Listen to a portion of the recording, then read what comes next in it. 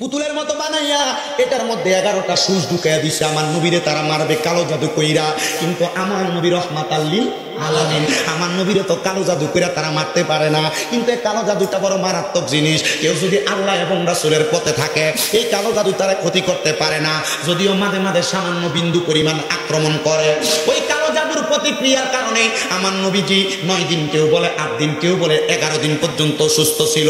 কয়দিন? 11 দিন পর্যন্ত আমার নবী অসুস্থ ছিল। অসুস্থ অবস্থায় থাইকা আমার দয়াল নবী মসজিদের নববীর মধ্যে পাশে আমার নবীর হুজরা মুবারক, আমার নবীজি অসুস্থ অবস্থায় থাইকা আমার নবীর কলিজার টুকরা স্ত্রী আম্মাজান হযরতে আয়েশা সিদ্দিকা রাদিয়াল্লাহু তাআলা আনহা, এই বউদারে আমার নবী বেশি ভালোবাসতেন। ইল্লেগা বাসতেন জানেননি? আমার নবী আদর করে আমার আয়েশার মাঝে মাঝে হুমায়রা কইয়া ডাকতো, মানে লাল সুন্দরী। বউরে আদর করে মাঝে মাঝে সুন্দর নাম ডাক, এটা নবীর সুন্নত। নবী আমার আম্মাজান আয়েশা সিদ্দিকার ঘরে অসুস্থতা থেকে মুক্তি পাইছে। আমার নবী অসুস্থতা থেকে মুক্ত পাওয়ার আগে আমার নবী কয়, আয়েশা আমার ঘর মুবারকের জানালা মুবারকটা একটু খুইলা দাও। আম্মাজান আয়েশা আমার নবীদের সামনে দিয়া জানালাটা খুইলা দিছে। নবী আমার তাকিয়া দেখে মসজিদের নববীর ভিতরে হযরত আবু বকর সিদ্দিকের ইমামতিতে সব সাহাবায়ে কেরাম একসাথে নামাজ আদায় করতেছে। আমার দয়াল নবীজি চোখ মুবারক দিয়া পানিগুলা টপ টপ করে ছেড়ে দিছে। মা আয়েশা কই, নবী গো, ইয়া রাসূলুল্লাহ, নবী গো, আপনি যে কান্দেন গো, নবী কান্দে। আমার নবী কই, আয়েশা জানোনি আমি কেন কান্দে? আমি নবী তো এইটাই চাইছিলাম, আমি নবী যখন দুনিয়াতে থাকবো না, আমার সাহাবায়ে কেরাম একই জামাতে একই ইমামতিতে আমার সাহাবায়ে কেরাম এই মসজিদের নববীতে নামাজ আদায় করবে। আমার নবী এই কথা বললেন নামাজের জন্য যখন সময়, আমার নবী নিজে নবীর হুজরা মুবারকের মধ্যে নামাজটা আদায় কইরা এবার আমার নবী আম্মাজান আয়েশা সিদ্দিকার সামনে নবীজির কলিজার টুকরা কন্যা হযরত খাতুনে জান্নাত ফাতেমারে ডাক দিছে, ফাতেমা আয় গো মা আয়, আমি নবীর ঘর মুবারকে আয়। নবীজির মদিনা শরীফের ঘর মুবারক থাইকা মা ফাতেমার বাড়িতে যদি হাইটা যাওয়া হয় বর্তমান সময়ে সর্বনিম্ন 7-8 মিনিট লাগে। যারা গেছেন আপনারা জানেন, মদিনা শরীফ থেকে বাইর হইয়া 310 নম্বর গেট দিয়ে ডাইন দিকে হাঁটলে কোবা মসজিদের রাস্তা, এই রাস্তা দিয়ে হাঁটতে হাঁটতে হাতের ডাইন পাশে একটু হাইটা গেলে মা ফাতেমার বাড়িটা। সৌদি সরকার বাড়িটারে এখন কত সুন্দর করে ব্রিকেট দিয়ে রাখছে। আমি ওই জায়গায় দাঁড়ায় দাঁড়ায় মা ফাতেমার বাড়ির ডকুমেন্টারি তৈরি করে আমার স্বামী দাদাবাদ ইউটিউব চ্যানেলে ছাইরা রাখছি। আমি জানি এই ঘরটা একটা সময় থাকবে না, কারণ কি জানো, অনেক মানুষই আছে আহলে বায়াতের দুশমন, আহলে বায়াতের পছন্দ করে না। আস্তে আস্তে করে নবীর বংশের ঘরটারে তারা দুলিশাত করে দেওয়ার চেষ্টা করবে। ও বন্ধু, নবীর একজন কলিজার টুকরা সাহাবী যাইয়া মা ফাতেমার ডাক দিয়া নবীদের কাছে আনছে। আমার নবী ডাক দিয়া কয়, ফাতেমা তুমি আবার আমার সকল সাহাবায়ে কেরামরে খবর লাগাও। নবীজির সব সাহাবায়ে কেরাম খবর পাইয়া আমার দয়াল নবীজির দরবারের সামনে দাঁড়ায় রইছে। ডাক দিয়া কয়, নবী গো, নবী গো, নবী গো, আপনি নবী আমরারে খবর পাঠাইছেন এই সময় কেন? আমার নবী রহমতের নবীজি গোসল মুবারক শেষ করছেন, যেই দিনটার বলা হয় আখিরি সাহার সোমবার। আমার নবীজি ওই সোমবার আখিরি সাহার সোমবার ওই দিন গোসলটা কইরা নবী আমার সব সাহাবায়ে কেরামরে কয়, আমার সাহাবায়ে কেরাম, আমি নবীজি তোমাদের কাছে আমার দায়িত্বগুলো পালন করতে পেরেছি কিনা আমি বলতেছি না তোমাদেরকে, তবে মনে রাখবা আমার কাছে যদি কেউ কোনো জিনিস পাওনা খাইকা থাকো, আমি দয়াল নবী তোমাদের কাছে মাপ চাইতেছে, পারলে তোমরা আমি দয়াল নবীরে ক্ষমার সুন্দর দৃষ্টিতে দেখবা। আরে নবী তো মাপ চাওয়ার মানুষ না রে, নবী তো মাপ চাওয়ার ব্যক্তি না। আমার নবী উম্মতের শিখিয়ে দেয় দুনিয়াতে কেমনে চললি, দুনিয়ায় তোর চলার পথে, দুনিয়ার তোর হাঁটার পথে, দুনিয়ার তোর ব্যবসা বাণিজ্যের পথে কার সঙ্গে চললি, তোর সাথে চলাফেরার পথে কারোর সাথে কোনো অন্যায় লেনদেনে থাকার কারণে তোমরা মরার আগে তার কাছ থেকে ক্ষমা প্রার্থনা করবা। কেন গো নবী, কেন? বলে যদি তোমরা ক্ষমা প্রার্থনা না করো দুনিয়ার সব আল্লাহ মাফ করবো। হাক কলিবা, বান্দার মনে কষ্ট দিলে, বান্দার হক নষ্ট করলে, বান্দার সঙ্গে বেয়াদবি করলে আমার আল্লাহ এই হক কোনোদিন মাফ করবে না। কথা কন্যা ঠিক কিনা? আর আপনার বেটারা ভাইয়ের সম্পদ দখল করে খায়, আপনার বেটারা মা বাপ মারা দেওয়ার পর বোনের সম্পদ বুঝিয়ে দেয় না। ডাক দিয়া নে 2 লাখ দিয়ে কো বোন গো যা দিছি এর দূরের ভিতরে শুকরিয়া মাফ করে দিস ভাইকে। ওরে বিচার হবে কর্ম অনুসারে, কঠিন হাসরে বিচার হবে কর্ম অনুসারে। কালা মারছে কালিমাতে, সাবির হয় দয়ালের হাতে। বিসমিল্লাহকে সাফা রাখো হৃৎপিণ্ডের ভিতরে, ওরে 2 চোখের পানি দিয়া যায় কি দরা তারে।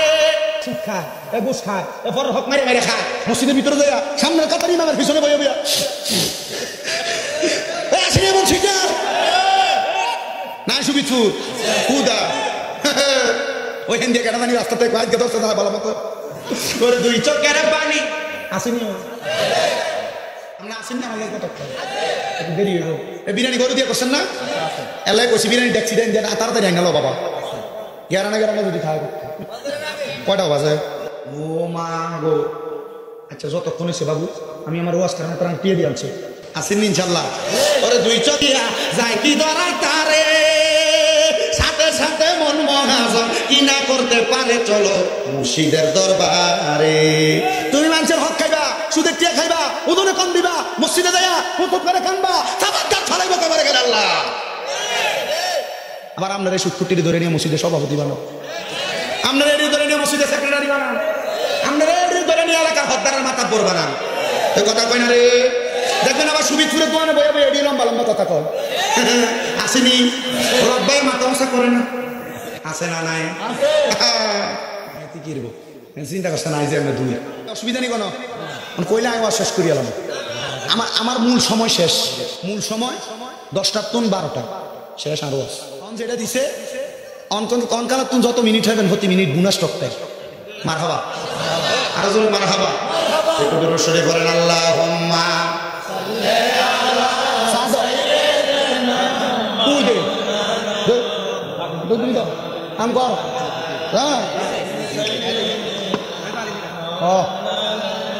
মুহাম্মাদ আল্লাহুম্মা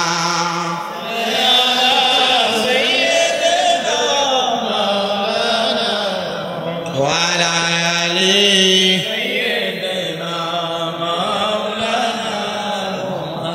আপনারা কোনো রাগ করেননি হেতেরে তুই করি কিছু অসুবিধা নাই তো শোনেন না আমি এটা করে কি করে শোনেন আমি ছোটদেরকে কাজ করার সুযোগ দিই আপনার দোয়ায় আমার 6টা মাদ্রাসা কয়টা আমার মাদ্রাসা ছোট ছোট বাচ্চাদেরকে দিয়ে মাঝে মাঝে এটা সেটা করাই কেন এই বাচ্চাটা এটা শিক্ষা বাড়িতে গেলে মা বাপের আগে দিবে ওরা বুঝতে পারছেন তো আমি হলাইন দিয়ে করাই আপনাদের দোয়ায় আমার গ্রামে আমার নিজের গ্রামে 32 জনের একটা হিলফুল ফজল কমিটি আছে আমাদের এলাকার পোলা পান্ডে বলা আছে মানুষের গরিব দুঃখী হোক মানুষের বিপদ আপদে হোক আপনারা একযোগে কাজ করবেন তাদের সমান পোলা পান 16 জন লোক ছেলে আছে যারা আরো যুবক আরো বয়সে যেমন মনে করেন রোববাই বা তার মতো মোটামুটি একটু বয়স্ক আর কি এরা আমি কিন্তু বেটার নাম আবার বারবার লই দিকে আমরা মনে করেন বেটা দাওয়া দিচ্ছে দিকে আমি আবার বেটার টিয়া বেশি দিব এর লেগে না বেটার নামে আমি জানি আমি আর কেউ নাম জানি না তা আমি আর কারে করবো এর লেগে ছোট ছোট পোলা পান্ডে দিয়ে মানে বাচ্চাদেরকে দিয়ে মাঝে মাঝে নিজের কাজটা নিজে করতে দিবেন নি অনকালার বেরিয়ে এসে হোয়াই গিয়া এদের হোলা না কিছু করতে দিত সামা ঠিক নি এর হলে তো ওই হোলা এটা যখন বড় হয়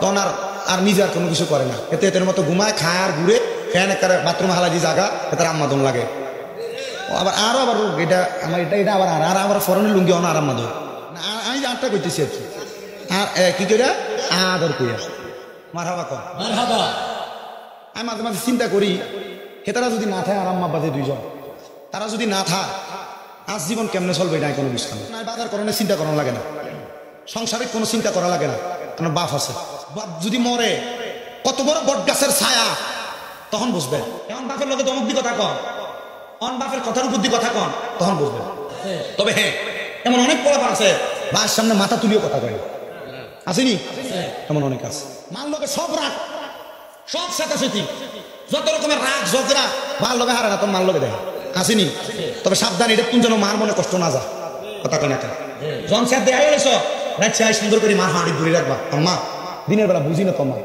করিয়া লাইছে অন্য আম্মা কিতাম আমার মাফ করি দেন না মাফ না যতক্ষণ কইবেন করছেন ততক্ষণ আমি হাসে ফেলবো দাম কমবো ইজ্জত কমবো মার হায় বললে মার হায়ের কাছে ছোট হইলে এলাকার মানুষ খারাপ করবো মনে রাখবেন এই আম্মা আব্বার ভাইয়ের কাছে ছোট হইতে পারলে সারা জগতের কাছে আল্লাহ বড় বানিয়ে দিবে বহুত পোলা পান এই আম্মা আব্বার কাছে পায়ে ধরে মাপছে দূরের কথা দুই ঈদের সময় পায়ে ধরে সালামি করে না কথা কম না আরে মা বাপ পোলাপানের কাছে টাকা পয়সা চায় না তো মা বাপ চায় শুধু সন্তানটা ভালো থাকবো ভালো চলবো সকাল বিকাল সন্তানের চেহারাটা দেখবে আপনার অবাক হয়ে যাবেন নারায়ণগঞ্জের 2 ঘরের এক মহিলা আমার কাছে গত কয়েকদিন মোটামুটি 3-4 মাস আগে কল দিছে এই বিডি আমারে কল দিয়ে বলতেছে আপনাদের কষ্ট পেয়েছেনি কোনো শিক্ষণীয় একটা ঘটনা বর্তমান বাস্তবিকতার সাথে মিলি কিনা দেখেন পর্দার আড়ালে যে মা বোন আছেন আপনারা মনোযোগ দিয়ে শোনেন এলাকায় ছেলের বউ যারা আছেন মনোযোগ দিয়ে শোনেন কথাটা।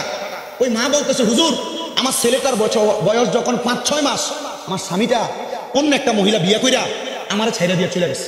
হুজুর আমার স্বামী আমার ছেড়ে দিয়ে যাওয়ার পর আমি আর এই ছেলেটার দিকে তাকাইয়া বিয়ে বসিনি। মানুষের বাড়িতে কাম কইরা কইরা আমি আমার পোলাটারে মানুষ করছি। ছেলেটা একটু বড় হওয়ার পর আমি তারে স্কুলে ভর্তি করাই দিছি এতিমখানার মতো। ওইখানে সে পড়ালেখা করছে, আমি কোম্পানিতে চাকরি করে তারা পড়াইছি। হুজুর তার বয়স যখন 21 বছর হয়েছে, তে আর পড়ালেখা করতো না হুজুর, তে কাম করবে। তো তে একটা কোম্পানিতে ভর্তি হয়েছে হুজুর। 3 মাস যাইতে না যাইতে আমার কাছে একদিন রাইতে কাম দে আর কইতাছে, পুত্রে মাগো আমি তো মা একটা অন্যায় করে লেছি। কি অন্যায় করছো? মা আমি তো একটা বিয়ে করে লেছি। তখন মা কইছে, ভূত বিয়া তো কইলে লেছো, আমি মার কাছে কইছো অন্যায়, ঠিক আছে মায়ারে কি বাড়িতে আনিস।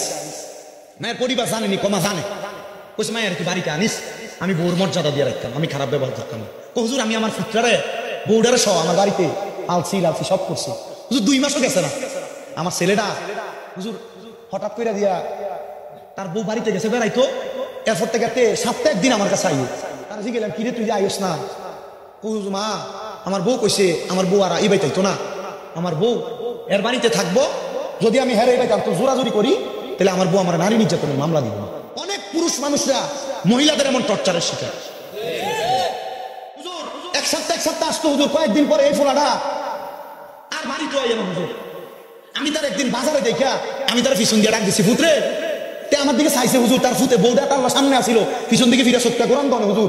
তে আমার দিকে না চাইয়া তার বউর লোক চলে গেছে হুজুর। হুজুর একটু পরে বাড়িতে আমার ফাঁই ধরে কান্দাছে, মা আমার বউ আমার এরপরে কইছে যদি আমি আপনার কাছেও আই তাহলে আমার বউ আমার মামলাটা দিয়ে দিই। আমি এরপর থেকে আমার ফুতের কইছে, পুত্রে আমি তো তোর কামাই খাইতাম চাইছি না, তুই আমার কাছে চললা আমি মার বাড়ি থাকিস, বাহিরে বাইরে থাকিস না, শ্বশুর বাড়ি থাকলে দাম কর না জাগা, শ্বশুর বাড়ি থাকিস না, তুই আমার বাড়িতে থাক, আমি কামাই করে আমার কামের অর্ধেকও তোর দাম, তুই আমার খাওয়াইস না, আমি আমারটা দিয়ে খামো। ফুত আমার মনটা চায় তোরা সকালে একবার রাইতে একবার দেখলে আমি মার কই যারা ঠান্ডা হইব। ওই মহিলাটা কান্না করে দিছে। আমি কইলাম আসলে দেখা মা বাপ সন্তানের কাছে এর থেকে বেশি কিছু চায় না, কি করবে এত কষ্ট দিবে। বউ আপনি কামের থেকে আমার পরে দুই একটা কথা কানে কানে কইছে আর আপনি বাপ মারে ধমক দিয়ে লাইছে। এই জীবনটা দিয়ে কোনো লাভ নাই, এই জীবনটা দিয়ে কোনো লাভ নাই। আপনার বউ মরে গেলে আপনার বউ পাইবেন, কিন্তু মা বাপের মতো রত্নটা যদি মরে যা আর পাইতেন না, আর পাইবেন না আপনি কোথাও কোনোদিন। আপনার কাছে ওয়াজ কষ্টের মনে হইতেছে, হাসির মনে হইতেছে, আপনার কাছে অবাস্তব মনে হইতেছে। আপনারা যারা এখানে বিয়া করেন না যুবক ভাইয়েরা, আপনার কাছে এটা একবার হাসি তামাশার কথা মনে হইতেছে, কিন্তু আপনি তাকে দেখেন এই বাংলাদেশের প্রত্যেকটা পরিবারের প্রত্যেকটা গ্রামে গ্রামে বেশিরভাগ ছেলের বউদের টর্চার শিকার হয়ে বহু ছেলেরা মা বাবার সাথে অন্যায় আচরণ করে।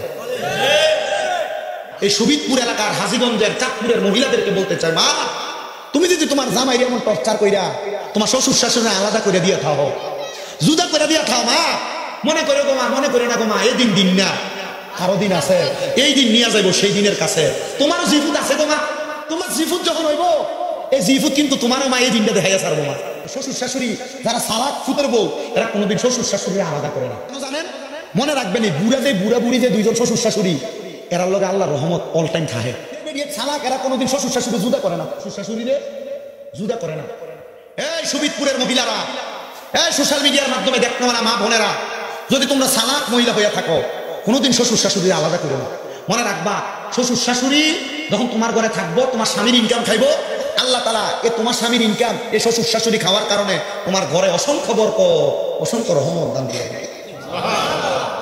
মা বাপের ফাঁয় ধরে মাফ চাইতে কোনো অসুবিধা আছে? মাফ চাইবেন। এই আজকের মাহফিল কবুল হইব কি হইব না এটার গ্যারান্টি কেউ দিতে পারতো না, তবে আমি একটা গ্যারান্টি দিয়ে দিলাম।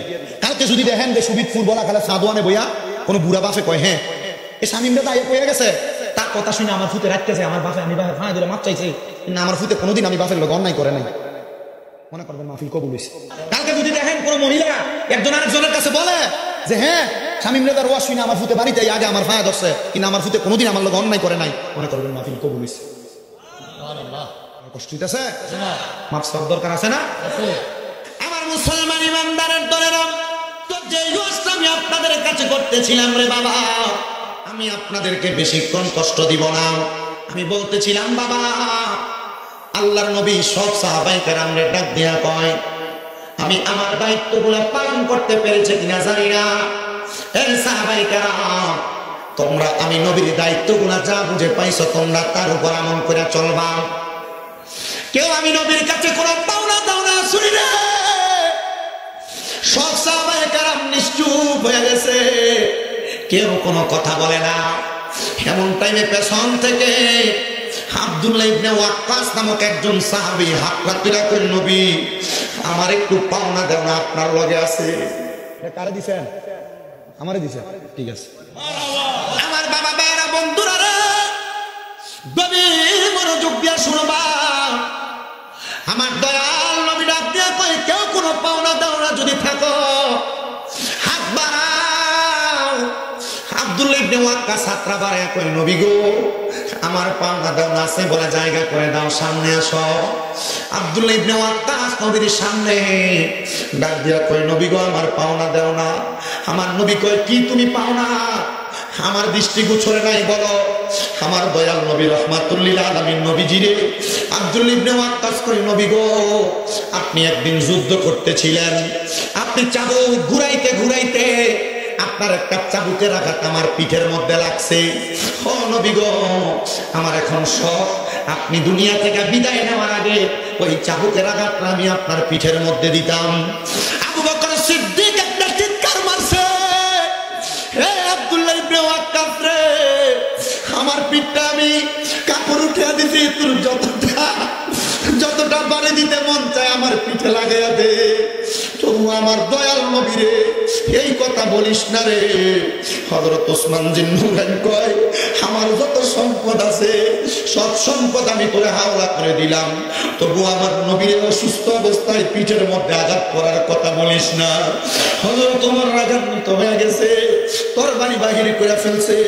ওর কাছে একটা কদম সামনে আগাইবা না, আমার নবীজি অনেকদিন পর্যন্ত অসুস্থ, নবীদের পিঠ মোবারকে বুঝি তুমি আঘাত করবা? তুমি যদি আরেক কদম সামনে আগাও, আমি আমার তরবারি দিয়া তোমার ঘাট থেকে গর্দান আলাদা করে দিব, তোমার কল্লা আলাদা করে দিব। ওয়াক্কাস কোনো কথা কয় না। আমার নবী ডাক দিয়ে কয়, ওয়াক্কাস আমার সামনে আসো। আব্দুল্লাহ ইবনে ওয়াক্কাস আমার নবীর সামনে, সাহাবায়ে কেরামের মাঝে কান্নার একটা রুল পড়ে গেছে। সাহাবায়ে কেরাম কান্দে আর ডাক দিয়া কয়, ও মায়ের নবী, আব্দুল্লাহ ইবনে ওয়াক্কাসের মতো এমন একজন সাহাবী আপনি নবীর সাথে এই কর্মযজ্ঞ করতেছে। আমার নবীকে আমি চাই না দুনিয়াতে কারোর আমি নবীর উপর একটা ছোট্ট দামিও থাকো। আব্দুল্লাহ ইবনে ওয়াক্কাস কয়, নবী গো নবী গো নবী গো, আপনারে আমি যেই চাবুক দিয়ে আঘাত করব এই চাবুকটা আমার কাছে নাই, যেই চাবুক দিয়ে আপনি যুদ্ধ করতেন ওই যুদ্ধের চাবুকটা দেন। আমার নবীজি চাবুক হাতে তুইলা দিছে। আব্দুল্লাহ ইবনে ওয়াক্কাস কয়, ইয়া রাসূলুল্লাহ, নবী গো আমি আপনার পিঠের মধ্যে আঘাত করব। যখন আপনার চাবুকের বাড়ি আমার পিঠে লাগছে, আমার পিঠে কোনো কাপড় ছিল না, আপনার পিঠ মোবারককে দিয়ে কাপড় দেখা যায়। আমার নবীজি আব্দুল্লাহ ইবনে ওয়াক্কাসরে পাশে নিয়া নবীজির পিঠ মোবারকের কাপড়টা সরাইয়া দিছে। আব্দুল্লাহ ইবনে ওয়াক্কাস হাতের চাবুকটা ফালাইয়া দিয়া একটা দৌড় দিয়া যায়। আমার নবীজির কাপড় মোবারক সরানো, পিঠের মধ্যে ঘাড় মোবারকের মধ্যে মোহরে নবুয়তের একটা চিহ্ন ছিল, যেটা আমার আল্লাহর পক্ষ থেকে দেওয়া। আব্দুল্লাহ ইবনে ওয়াক্কাস যাইয়া আমার নবীর পিঠের মধ্যে যাইয়া চুমা দেওয়া শুরু করছে।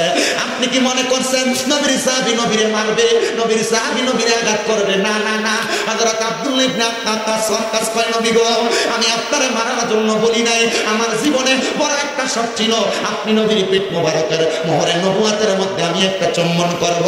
ও মায়ার নবী, ও দয়ার নবী গো, ও দয়ার নবী, মায়ার নবী, আমি আজকে আমার মনের আশাটা পূরণ করলাম। আমার মনের মধ্যে আর কোনো খারাপিয়ত ছিল না।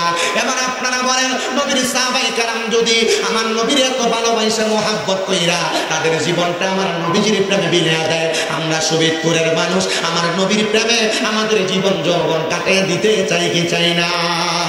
আমার দেহ মনে বলে নবী নবী, আমার দেহ মনে বলে নবী নবী, আমার দুই নয়নে ভাসে ছবি, আমার দুই নয়নে ভাসে ছবি, আমার দেহ মনে বলে নবী নবী, আমার দেহ মনে নবী এই নবী।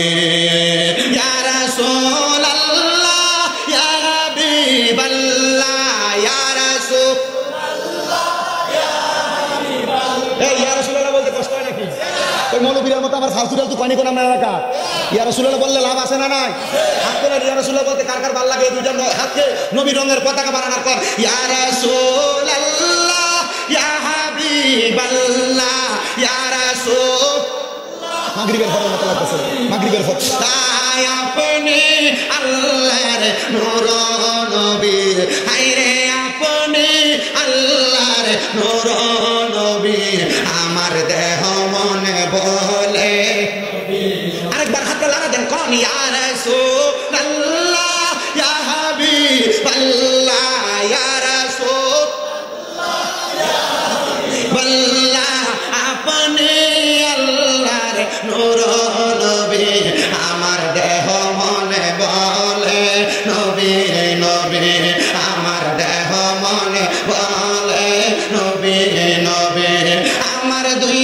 নয়নে বাসে ছবি আমার দুই নয়নে বাসে ছবি আমার দেহ মনে বলে নবী নবী আমার দেহ মনে বলে নবী আপনি আল্লাহর প্যারা নবী আপনার জন্য বানাইল সবই আপনি আল্লাহর প্যারা নবী আপনার জন্য বানাইল সবই তাই তো ভালোবাসি নবী জীবনের সবই হায়রে তাই তো ভালোবাসি নবী দিয়ে জীবনের সবই আমার দেহ মনে বলে নবী নবী আমার দেহ মনে বলে নবী নবী আমার দুই নয়নে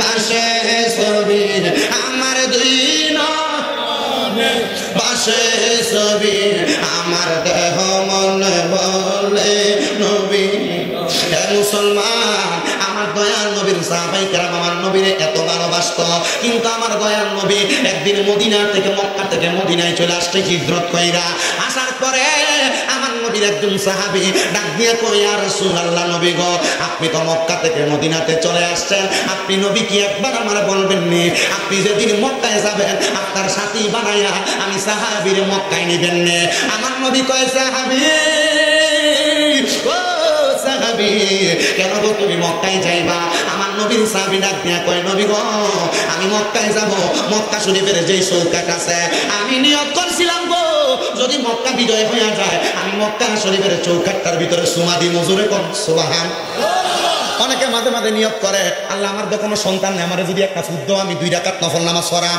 আল্লাহ আমার যদি একটা সন্তান দাও আমি মসজিদের ভিতরে এত টাকা দান করাম কয়নি কয়নি নিয়ত করে না মানুষ আল্লাহর লগে সাময়িক একটা বাটফারি হয়ে যায় দেখিটা আল্লাহ তুমি যদি আমার এটা দাও আমি তোমার ঘরে এটা দেব আল্লাহর লগে চুক্তি করলো কথা কয় না আপনি কবেন যে আল্লাহ আমি তোমার এটা দিলাম তোমার যদি মায়া লাগে দয়া লাগে আল্লাহ তুমি আমারে একটা ভালো সাক্ষী দিও আল্লাহ তোমার হস্তে আমি এটা দিলাম আল্লাহ তুমি আমার একটা ছেলে সন্তান দিও একটা মায়ের সন্তান দিও ওই কথা কয় না ঠিক নেই সাহাবী কয় নবী গো ও দয়ার নবী ও মায়ার নবী আমি নিয়ত করছিলাম নবী গো আমি নিয়ত করছিলাম মক্কা যদি বিজয় হয় আমি মক্কায় যাই মক্কার চৌকাঠটার ভিতরে সুমা দেন আরো জোরে কোন সুবহানাল্লাহ আমার নবী কয় সাহাবী ভালো নিয়ত ঠিক আছে আমি তোমারে নিয়ে যাব আমার নবীজি মদিনাতে অনেকদিন অবস্থান নবীজি যখন মদিনাতে অবস্থান করে ও মুসলমান আমার দয়াল নবী রাহমাতুল লিল আলামিন নবীজি মদিনাতে থাকা অবস্থায় নবীজির কলিজার টুকরা সাহাবায়ে কেরাম সবাই মদিনাতে আসে কিন্তু অনেক দিন পর্যন্ত নবীজির ওই সাহাবী মদিনাতে আসেন না আমার নবীজি এবার মদিনা থেকে রওনা করলেন মক্কার উদ্দেশ্যে মক্কার উদ্দেশ্যে যখন রওনা করেন আমার দয়াল নবীজির ওই সাহাবীটা দৌড়ে আমার নবীজির মাঝ রাস্তায় নবীজির সামনে যা দাঁড়াইছে ফিদাকা আবি ওয়া উম্মি ইয়া রাসূলুল্লাহ ও নবী গো আপনার কদমে আমার মা বাবা কুরবান হোক নবী কয় কিরে সাহাবী তুমি দিয়ে আমার সামনে দাঁড়াইলা নবী গো আমি সামনে দাঁড়ানোর কারণ হইল আপনি না বলছেন মক্কায় যাওয়ার সময় আমারে আপনি মক্কায় নিয়ে যাবেন কিন্তু আপনি দিয়ে এখন আমারে মক্কায় নিয়ে যান না আমার নবী কয় সাহাবী মক্কায় নেই না আমি খবর পাইছি বাড়িতে তোমার আম্মা জান অসুস্থ এই জন্য আজকে অনেক দিন পর্যন্ত তুমি মদিনা শরীফে আসো না ওই সাহাবী ডাক দিয়ে কয় নবী গো মক্কায় যায় মক্কার চৌকাঠে চুমা দিব, আমার মার চাইতে কি মক্কার চাইতে কি আমার মার দাম বেশি নাকি? আপনি যে বললেন মক্কার চৌকাঠে যে চুমা দিব, আমার নবী ডাক দিয়া কয় সাহাবীরে, এরে মক্কায় কেন যাইবা? বলে মক্কায় যাব আমি মক্কার চৌকাঠে চুমা দেওয়ার জন্য। আমার নবী কয় সাহাবী বাড়িতে যাইয়া মার পায়ের মধ্যে চুমা দাও। নবী গো কেন কেন কেন কেন গো নবী? আমার নবী ডাক দিয়া কয় মনে রাখবা রে সাহাবী, ওই মায়ের পায়ের মধ্যে চুমা দেওয়ার কারণে আমার আল্লাহ তাআলা মক্কার চৌকাঠ না আল্লাহর জান্নাতের চৌকাঠে চুমা দেওয়ার সওয়াব পায়া যাইবা। ওরে জান্নাতের চাবি আমার মা গো, জান্নাতের চাবি আমার মা বলেন, জান্নাতের চাবি আমার গো, জান্নাতের চাবি আমার মা। ওরে মা তার বেঁচে নাই তার মতো দুঃখী নাই, বলেন মা তার মতো দুঃখী নাই, খালা ফুফু মায়ের মতো না, কন্যা চাচি জেডি মায়ের মতো না গো, জান্নাতের চাবি আমার মা বলে, জান্নাতের চাবি আমার মা গো, জান্নাতের চাবি আমার মা। ছেলে যদি যায় মারা দুনিয়া চারিয়া, মায়ের বুকটা বাইরে কষ্টে যাই ফাটিয়া, মায়ের বুকটা বাইরে কষ্টে যাই ফাটিয়া, এমন মা বাবার ওই কবর দেশে আযাব দিও না, জান্নাতের চাবি আমার মা ও, জান্নাতের। আপনার কি সন্দেহ আছে? সন্দেহ আছে?